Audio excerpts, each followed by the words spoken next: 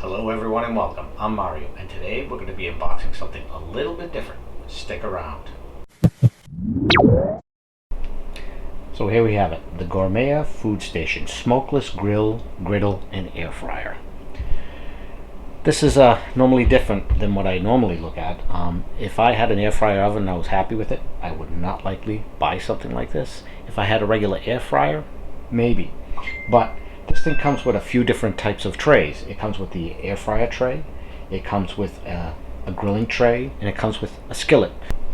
So it includes a non-stick grill grate, which I'm gonna guess might be good to try for burgers or even steaks, an air fryer basket, non-stick griddle. It has the removable drip tray, which is standard with this type of thing. It has a temperature probe, which I'm kind of, I want to say, going to be cautiously optimistic about, and a recipe book.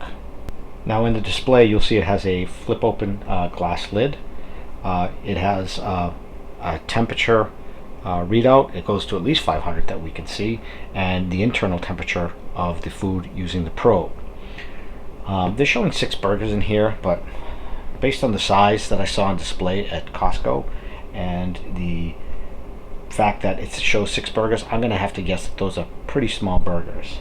Normally I'm used to cutting open the top, but this one's a little different. It gets opened up on the side.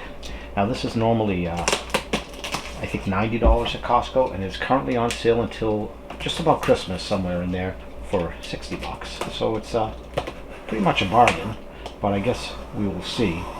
And it's 1650 watts, which is actually higher than I expected. My Cuisinart oven, which is off here to the side, is an 1800 watt oven, and that has become my favorite air fryer oven at this point. Much more so than the Breville, because the Breville proved to be unreliable. Okay, I'm going to put this box on the floor and pull things up like I normally do.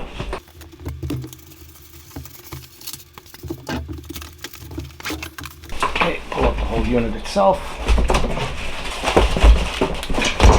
Looks like they want you to actually slice this box open because everything's taped down pretty well, which is going to require me to knife out everything.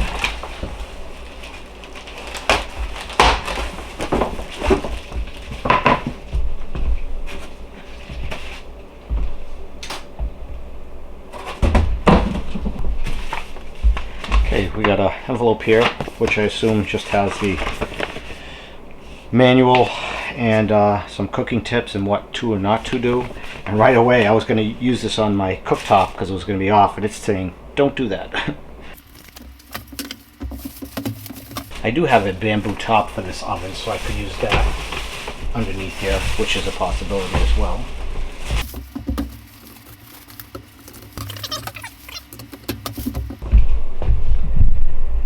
I'm wondering with these pins here if constant heat cycles, if this is going to stand up. Gourmia, I know a lot of people have them. I know some people have been unhappy with them, with the performance. I still have my air fryer oven downstairs, the Gourmia that is, and I haven't used it in a long time because I try so many of these out. Here we got a air fryer tray, and it looks to be a fairly decent size, but I guess we'll find out. Or maybe even the bottom where the air circulates up from. This may not actually be the air fryer tray itself. If we look at the bottom here, you can see it's a pretty good size heating element. And under here we have the tray. It's actually a pretty small tray, so it probably funnels at the bottom.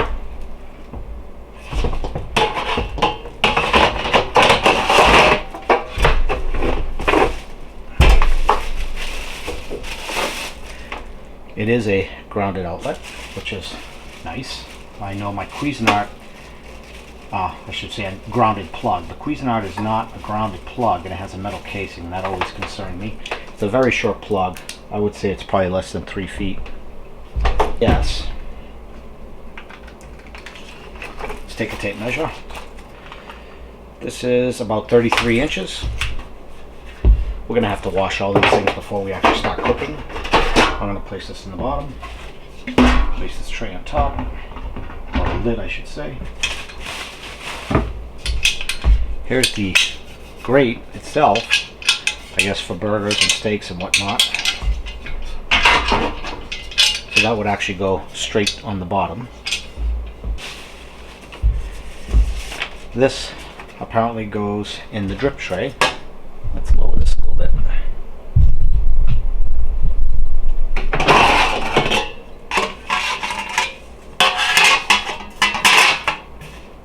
There we go. And the also, we have the skillet tray. Again, none of these appear to go directly on top of this, so this is actually the air fryer basket. I'm not sure how much I like this design, to be honest. But two pull-up handles. Let you take a look. Here we go. I'm gonna guess this thing could be a bear to clean inside of this. So that's the skillet tray. Here is the air fryer tray. And I'm not fond of these handles being on the inside. That doesn't make a lot of sense to me, to be honest. And the grilling tray. Feels pretty thick, heavy. Hopefully this coating lasts. And here is the temperature probe. Okay. I'm going to wash these individual pieces and we'll be right back. I don't know about the legalities of showing the manual, but you know, they show the grill temperatures, low, medium, and high, what they are. I think it would have been better if they had somehow integrated that onto the screen. Now I understand that when you have these different temperatures, the temperatures will vary based on which insert you have, but just my opinion. They also talk about the accessories when you're using the air fryer lid, that you have to close the glass top, and you should only use that to fry, bake, roast, or dehydrate. And the griddle, it can be open or closed, as well as the grill grate. It also talks about messages, the drip tray, preheating, and so forth. So I just plugged this in, power light indicator came on, or just telling you where the power button is. One thing I noticed that's a problem for me is when I open this, it hits this. That's problem number one for me. So I'm either going to have to hold this up, or while using it, pull it forward and backwards, and I don't know how convenient that's going to be for me. So this may be something when I'm grilling for certain purposes, is to put that bamboo top I have for the stove top, because there's more clearance above it. This could very well be a deal breaker for some. But I got my tape measure out. Let's measure how tall this needs to be for clearance from the countertop. And I'm getting, you need a good 18.5 inches from the bottom to the top of the glass. And as far as measurements go, this is about 17.25 wide. It is about, including the slip, about 17 inches deep and 6 inches tall. Okay. We are going to preheat this. Now, some people have complained that when I cook things, they're like, oh, you should go by the recipe book, you don't know what you're doing. Well, I haven't come across a book that has been 100% accurate, because things are going to be different. If you jam pack this for wings, for instance, temperature doesn't circulate as well, it's not going to cook as fast, in my opinion, and so you got to cook it longer, maybe at a lower temperature, so forth and so on. So I've started this new type of cooking procedure for wings, for instance. In the Cuisinart air fryer oven, I would have it cook it. I would set the temperature for 350. Depending on how big the wings are and how many, I would do 10 minutes at 350, 10 minutes at 350. Crank it up to 400. Do 3 to 4 minutes, depending on how much crispness you wanted, and then flip it again for another few minutes at 400. Now you could be lazy about it, do 350 for 10, 350 for 10, crank it up to 400 so you don't have to turn it that extra time for a few minutes, and then back. That's up to you. But I'm going to press the power button. Okay, we have a plethora of things here. My wife gave me the evil eye when she saw this. She didn't know I bought it. You got air fryer, bake, roast, dehydrate, griddle, preheat, preheat, stop, cancel, power. And if we scroll over a little bit more, we will have up down buttons, turn reminder, so you can set a reminder, I suppose, smoke extractor. I don't know how well it's going to do extracting smoke. I don't get a lot of smoke out of the air fryer anyway, unless you don't clean it in between cookings. So what we are going to do here is I am going to hit the air fryer button. I am going to leave it at 400, just to, you know, for those naysayers. Now, the time I'm going to go up, I never use this as a time anyway. I set a separate timer, so some people have complained. They're like, hey, I saw you change your timer and it didn't match up. Well, that's because I changed it. I use a regular timer. Now we can hit the, let's see if we could just hit preheat. Let's start. You can hear the fan, it's very light. I don't know if the camera is picking up the audio, but we'll give it a few minutes to preheat and then we'll toss the wings on. As mentioned, I'm doing chicken wings. In this particular case, not only was there less chicken wings per usual in a package, but there are many different sizes, and this is going to cause the chicken wings to appear to cook uneven. So depending where the hot spots may be in this particular air fryer or smokeless griddle, yada yada, would determine how we're going to place these in there in the future.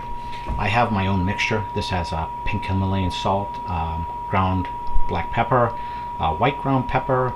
I also have some onion powder, some garlic powder.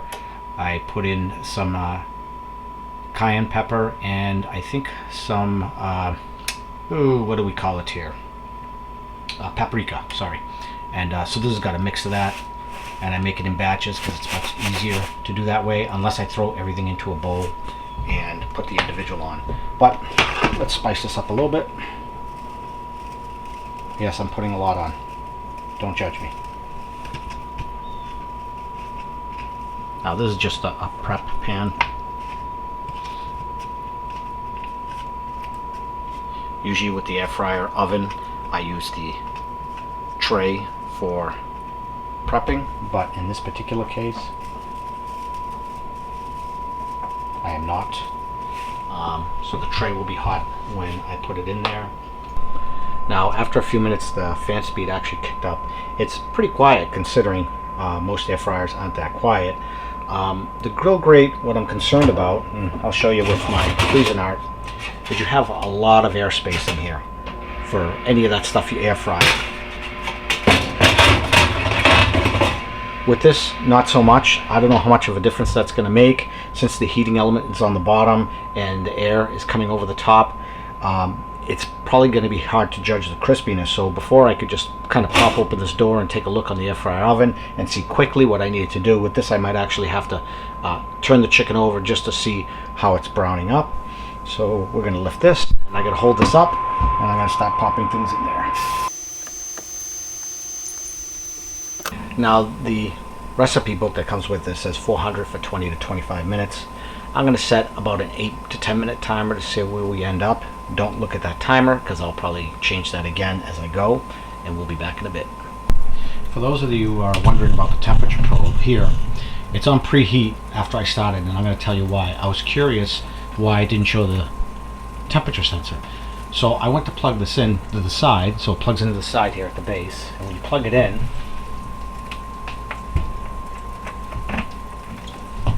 your probe setting will appear. The problem is I said, okay, let me disconnect the probe, and it shut off, which was like, oh, so that could possibly screw up my times here. So I don't know if it was a total shutdown or what, but I thought that was a good thing to say. And now it's back to the preheating mode, which is unfortunate because that's going to skew my results. Okay, it's been 8 minutes. Again, disregard that timer. Let me just take a look. I'm going to leave it in there longer. Let me just show you what it looks like. Again, a different cooking experience than an air fryer, so I'm going to give this another 4 minutes, I think, and that'll bring the total up to 12 minutes on that side. Okay, we're at 11 minutes and about 30 seconds. Either way, I'm going to turn these, and they are browned, not quite like I had hoped or imagined, but we'll keep going. I mean, they do look like they haven't dried out like it would in an air fryer. I will say that.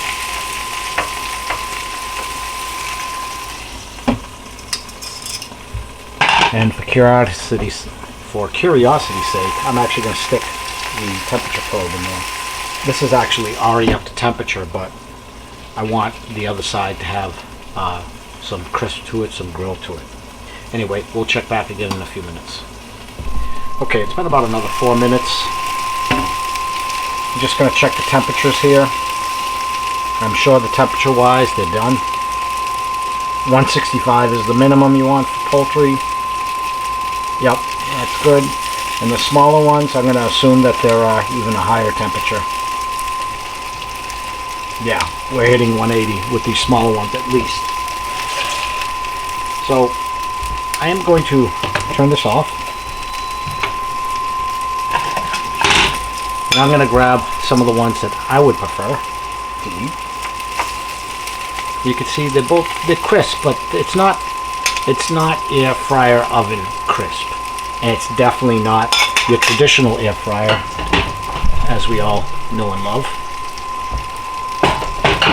So I'm just going to grab a couple of these, grab a wing, and another drumstick, and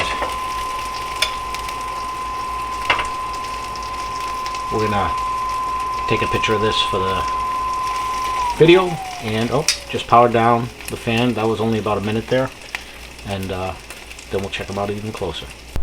One other thing I should mention is the basket size. So the Gourmia, or that's how I pronounce it, is definitely quite a bit wider than the Cuisinart, and it's about the same width, maybe not as wide, but the width does give it an advantage. The only thing is these little annoying handles all the way over to the edge.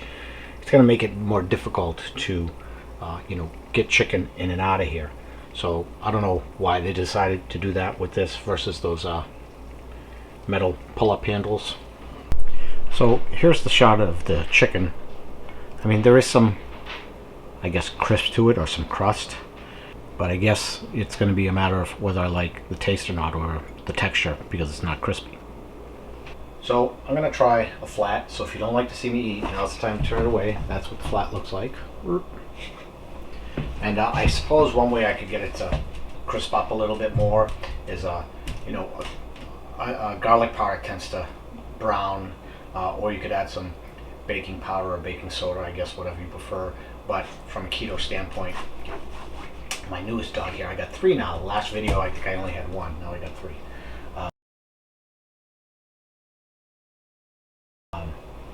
This is Lexi. But the true keto enthusiasts do not like,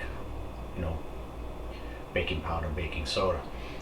And if those of you who are curious, before I eat this in your face, I've been as much as 90 pounds down. Right now I think I'm like 88, 89 pounds. It varies. After my leg injury, which you may have seen in a previous video, I actually lost more weight.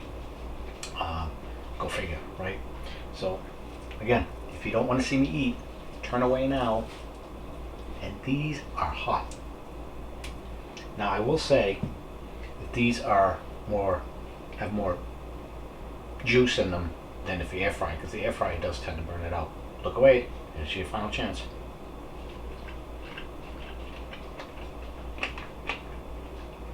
You know what? That's actually pretty good. It doesn't have that, the deep fried chicken wing taste, but hey.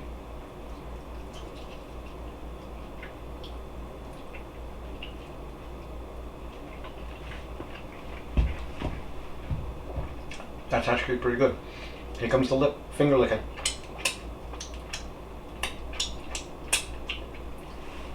I like them. Do I want them crispier? Yep. Would my daughter want them crispier? Yep. However, I tend to put Frank's Red Hot on mine, and my daughter as well. My wife puts G. Hughes sugar-free barbecue sauce. And what I could see this coming in handy is I'm going to be cooking a ton of chicken wings for Christmas. I'm bringing chicken wings, and if there's too many to fit in my oven, I'll do some on here. Why not? You know? But I want to put a little bit of Frank's Hot on this, and we're going to try that as well, because that's going to change things a little bit. Okay, got some Frank's Hot on there. This time I'm going to do a drumstick. I like the flats this time. Now it switches off. Look away if you don't want to see me eat.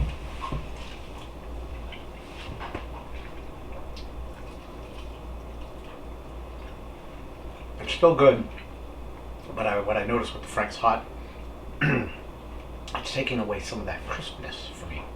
So what does this all mean? This is just the first look, so take everything with a grain of salt. You may have preferences.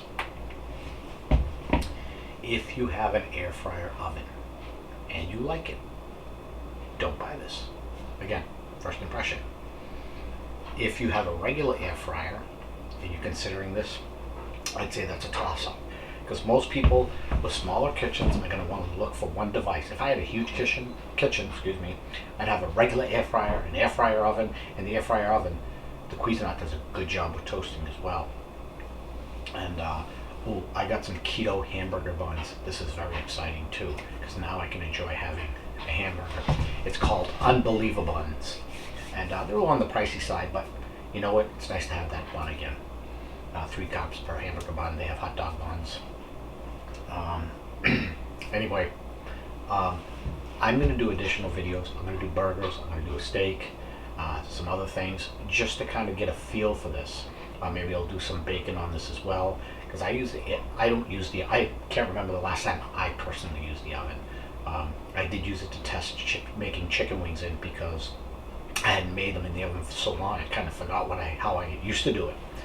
So anyway, I know this video is a little off from what I used to do, and again, take my findings with a grain of salt, because I still have a bit to go. And if I do publish this before Christmas, because it is Friday today and Christmas is on a Monday, it's still on sale at Costco for 60 bucks, and you know, we'll do a little bit more cooking and videos hopefully soon enough.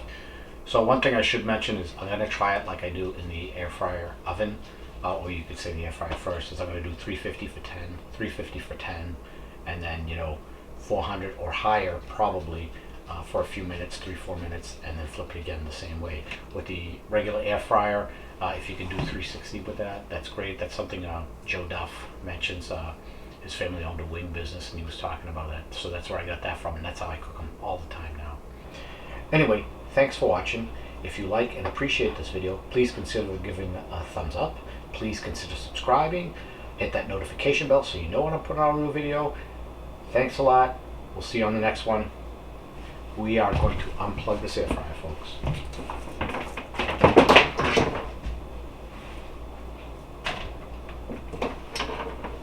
Oh dear. Take care.